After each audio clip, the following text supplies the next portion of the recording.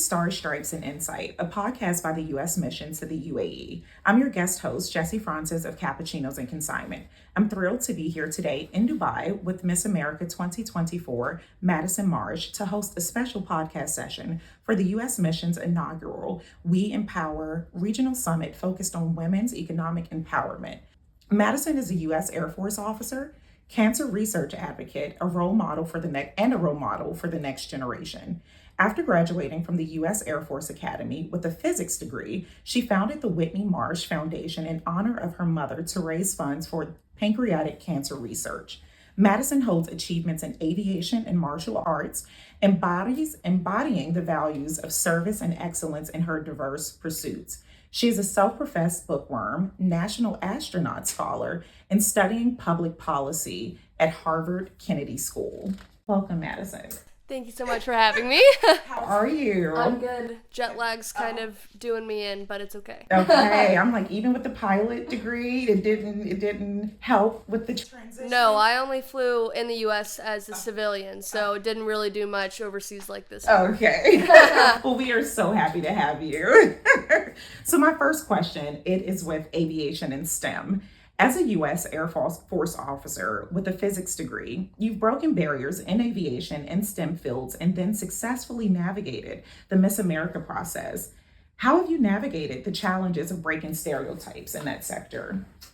I think the biggest thing was that I just didn't care about the stereotypes, honestly. That was not ever something that was on my mind. I didn't go after these goals in the pursuit of breaking those stereotypes. I just did it because it was something that I was passionate about. I'm not one to let someone's idea or some box that they want to put me in keep me away from something that I care about and that I love. And what I love is I love getting to serve in the military. I love getting to serve my community with the Whitney Marsh Foundation. And I love to give back to America by being Miss America. And even though some of those groups that I might be in might be stereotypically different, to me, that's just being Madison Marsh.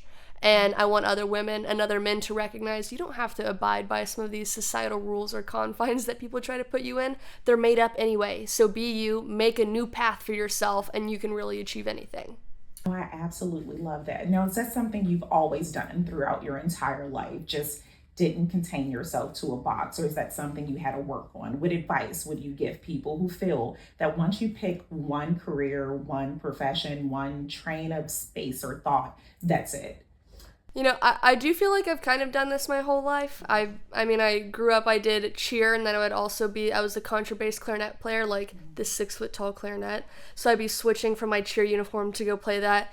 My parents, I looked very silly out in junior high and in high school, but I just always kind of did things that were maybe a little bit different from one another, but I loved getting to do all of them. So I just kind of pursued whatever I cared about at the time, right? And for anyone that thinks that they're stuck, I would just say life is very short and you can't be focused on like, oh, well, I started down this path. I went down a career path for like 8 years and then decided to change 2 years ago.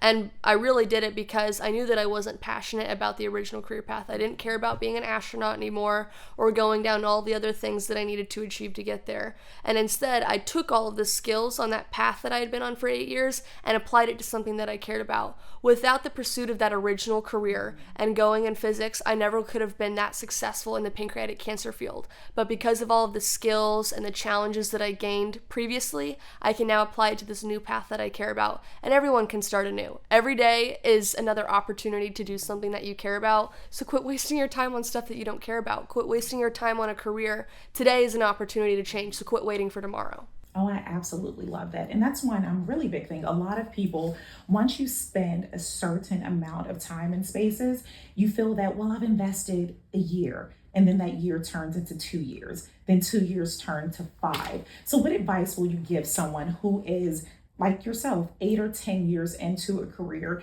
and they are feeling a bit scared to start over, to have to be the new person? Do you have any advice? I would say that any of the skills or experience you've had are never wasted. Like, even if you had been on that career path for a long time, it's never wasted. That wasn't wasted time. There is always something that you can take out of each and every experience that you have in your life. Going through physics is very different from working in public policy in the government. They are drastically different. They are on totally different ends of the spectrum. However, I was able to recognize that in physics, I really had to challenge myself with critical thinking, problem solving. I mean, I was doing math for like quantum mechanics and working on gamma ray bursts. That is very different from writing policy in cancer. So I was having to use all of those skills that I'd worked on for years, and I'm now applying them in a very different way for problematic solving when it comes to cancer policy. And that can apply to anybody. I mean, I'm sure if you actually sit down and you think about maybe the job that you're stuck in, think about the skills that you've gained from that and how you can turn them into something better for the career that you actually want. Oh, I absolutely love that. So there's always something to take away from where you are to get you where you want to go. Absolutely. I love that. Thank you. So let's talk about breaking stereotypes. What role do you think role models play in inspiring young women to pursue unconventional paths? What advice will you give young women who are interested in pursuing a similar goal? I think role models are incredibly important, especially because, I mean, I got to grow up with someone like my mom. She was someone that I looked up to that showed me what it meant to give back to your community. But I know that maybe not every kid gets to have that parental role figure, or maybe they don't have someone that they get to look up to in their community. And I've seen so many times where maybe it wasn't just my mom. I also had incredible teachers that I could look up to. I saw wonderful women in society. I mean, we had our first women that went to the Air Force Academy, joined the Air Force, were aviators, were astronauts. Those are the people that you look up to, right? Your people in your immediate environment and the people that are the goals that you're wanting to achieve. So I think role models are so important because you can see the embodiment that you want to have in someone else, right? And so without that, it's kind of maybe difficult to think you could do it too. And so it's been so cool for me to get to see all of these different women in every different walk of life that have inspired me because they have opened up doors so that I could follow in behind them. And it is our job to continue to open up those doors for the other young women and men that are going to follow behind us. Yes, I love that. It does matter. When you see someone doing it becomes real. Mm-hmm. It's no longer just a fantasy in your head. You show that it is possible. I absolutely love that. So with the We Empowerment Summit, what were some of the most impactful discussions or insight you gained from your participation in the inaugural We Empowerment Summit? How do you think these discussions can contribute to promoting women's economic empowerment? Well, I focused a lot on the pancreatic cancer sector, specifically because my mom passed away from pancreatic cancer, and there are a lot of new challenges in the healthcare industry all the time, and specifically in cancer, and very much so in pancreatic cancer. And so it was really interesting to see all of these ideas that I kind of have to wrestle with in that field playing out in other people's lives and completely different career paths than me. And so it was really interesting hearing how they've kind of taken charge in their own lives of this problem solving, the things that they work with, and also realizing like I'm not alone in this fight, even though I'm dealing with a separate, different problem. I'm getting to see other wonderful women that I can look up to that are further along in their careers that I can kind of envision where I want to go with the pancreatic cancer community. That's absolutely amazing. Thank you for that. That is amazing. So speaking about cancer research advocacy, at the summit, you spoke eloquently about your mother. Can you share more about the Madison Marsh Foundation and your work to raise funds for pancreatic cancer research? And how has your personal experience motivated you to become an advocate for this cause? Absolutely. So my mom passed away in 2018 when she was 41 years old. She was misdiagnosed for a long time, didn't have any of the typical warning signs or risk factors that you would think of when you think of a pancreatic cancer patient. I mean, she was very young and very healthy. And that just goes to show that pancreatic cancer can and will affect anybody. There are numerous people that I meet all of the time who they have a very young parent, like 40 or 50, and they've died within 3 weeks. So fast. And that just illustrates the importance of meeting this problem every single day. And it starts, top level with our congressional members being able to put in more federal research dollars to ensure that we're able to research this disease. We are where breast cancer was 4 decades ago. Think about breast cancer 4 decades ago and where it is now. That is how far we have to go. And it starts right now. And another really amazing way, even if outside of congressional issues and how we get research there done, when you think about the educational aspect as well, one thing that I've really tried to focus on is just telling people about those warning signs or what pancreatic cancer might look like, because my mom didn't look like the typical pancreatic cancer patient. There are tons of other people that have experienced something similar, and so if they can have this warning sign of what my mom looked like, people will take their health more seriously as well. And that educational aspect is so important, because having the information is something that you can save your life or a loved one's. And when it comes to, what we do at the foundation, we are run primarily out of Arkansas. That's where my mom passed away, and we understand how important it is to give back in our community. Because when you look at where the big national federal research dollars go, or just cancer funding in general, they're going to those big hospitals, right? And they're great. My mom was treated at MD Anderson. We went to Mayo and Johns Hopkins. We tried to get treated there. So we understand those are phenomenal.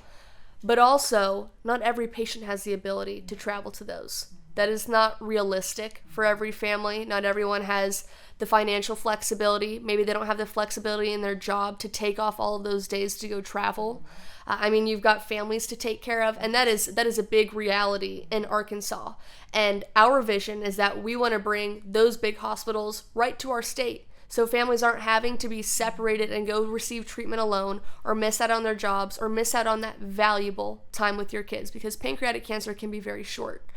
So we've provided everything from paying for people's detection if you're below the poverty line. We don't want anyone being left behind because of their financial status. That's not fair. Everyone should receive the equal opportunity to survive. And now looking forward towards some of these big cancer hospitals, bringing in research, more nurse care. One of the cool programs that we've started up with our local hospital is we have a nurse navigator. So anytime a patient is diagnosed, they are there with you the entire way to figure out, okay, when do you need to go get your next scan? Chemo, you should get a genetic testing, all these different things that the patient just doesn't know. We now have someone that's going to be assigned to you to help you get through that process. And it's just slowly but surely elevating our town and our state to be where all of these other big hospitals are, because everyone deserves that shot at survival, and that's what we aim for at the Whitney Marsh Foundation. That is absolutely amazing. Thank you. I see the passion, I hear the passion, and since this is a women's summit and we are speaking about breaking stereotypes, with you in this space that is very emotional, very dear to you, and being a lot of times women are told not to be emotional in the place of work, your place of employment. You're supposed to separate those things. You're not supposed to be emotional. You stick to the script. You do as you must. With this being so near and dear to your heart, how do you separate the two? Or do you feel the need to separate the emotion from your work as you continue to do advocacy for pancreatic cancer? I think there's a time and a place, because I also serve in the military, right? And there are definitely circumstances where if I'm talking to my boss, I got to keep my straight face on, or because I got to be professional with them. But when it comes to pancreatic cancer and it comes to being a real human, if you look up almost any of my speeches from this year, I've probably shed a lot of tears in each of those speeches, or in conversations with families, and especially whenever I'm working with people on Capitol Hill. People need to understand the humanity of what it looks like to lose someone to pancreatic cancer, or even just in a broader aspect, what it looks like to experience grief. And I can't do that authentically unless I'm actually portraying how I actually feel. Trying to make myself seem stoic, like I'm not grieving anymore, would just be false, right? And I want to be realistic with people about what that looks like and what it was actually like to experience my mom's diagnosis and experience the entire process of pancreatic cancer.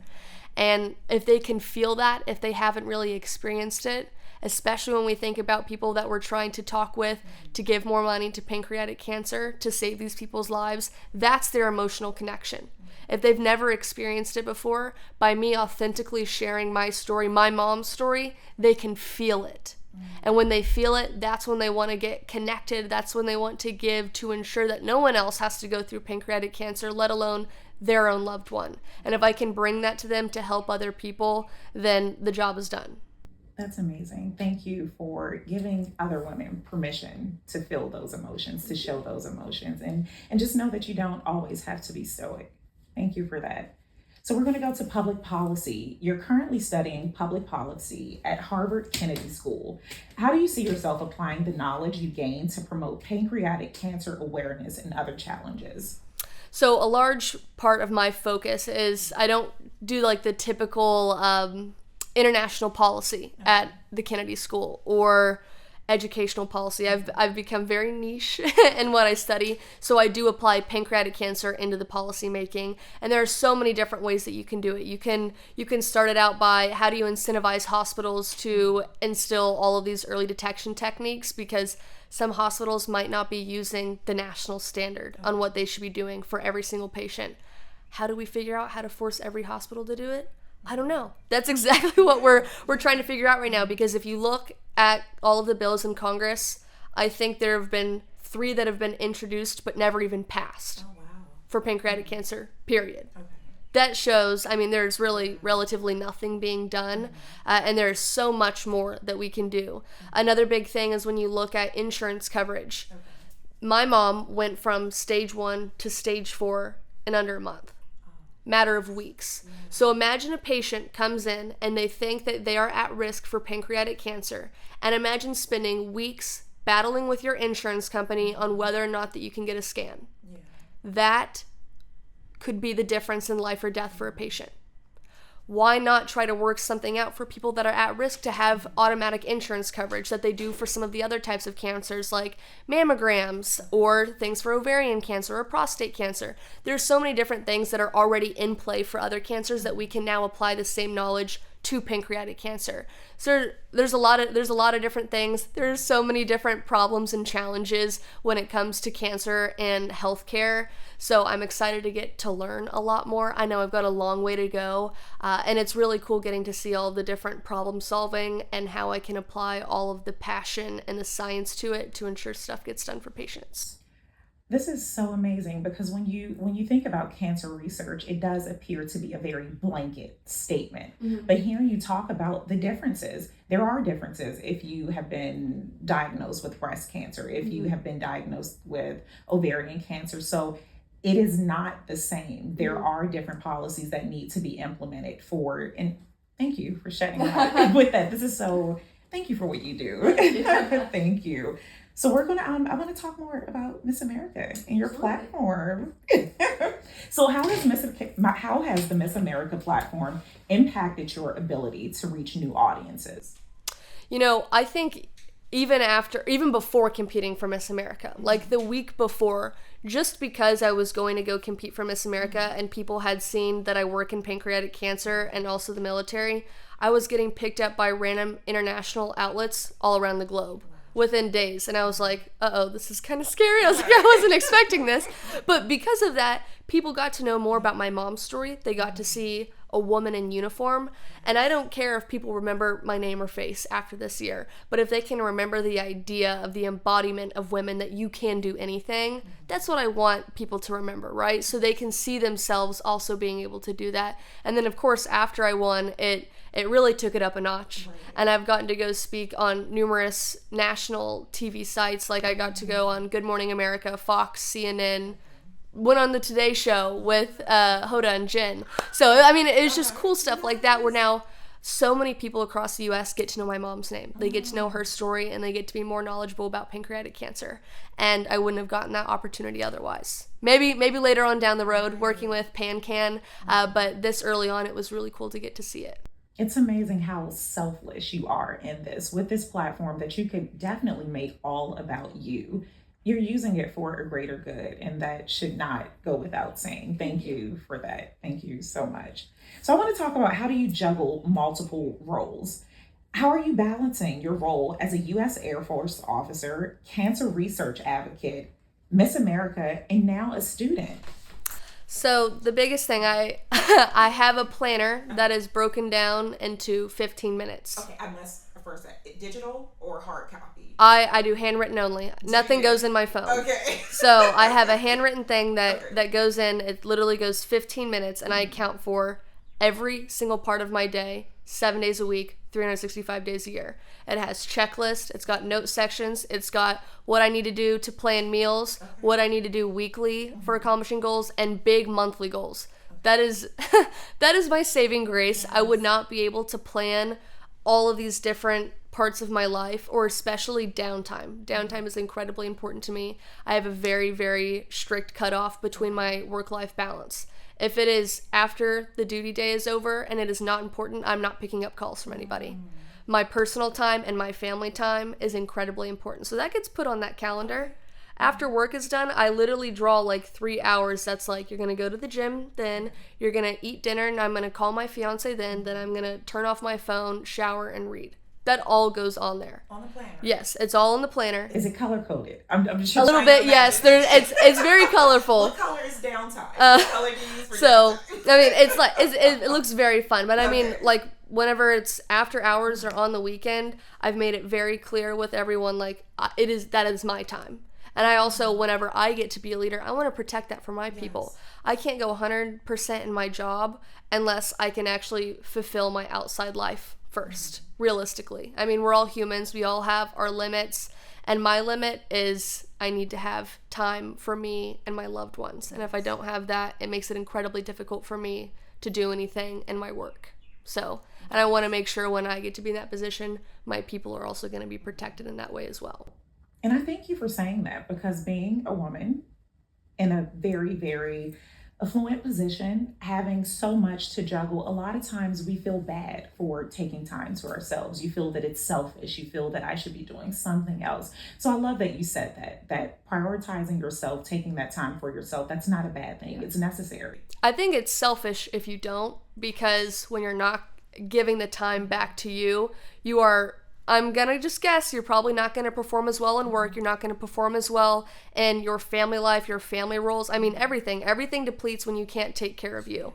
So don't be selfish. Give back to yourself. That's not a bad thing. I think that's the way that everyone survives. Life is very short. We've made up all of these roles, all of these positions. I mean, everything we see is all man-made. Just like take time back to just be a human and be you. Be with your loved ones. That's the real thing that's going to matter at the end of your life. It's not what goes on when someone's trying to call you for something unimportant after work hours, in my opinion. But permission. I'm turning my phone off this evening, Madison. Thank you, Madison, for inspiring our audience with your personal journey and tenacity. We hope today's discussion raises awareness for your cause and inspires our audience to pursue challenging dreams. If you want to, and you should, follow Madison on social media at Miss America and Maddie Isabella to learn more about her Miss America journey, platform to increase pancreatic cancer awareness. And if you want to follow me, Jessie Frances, Cappuccinos and Consignment.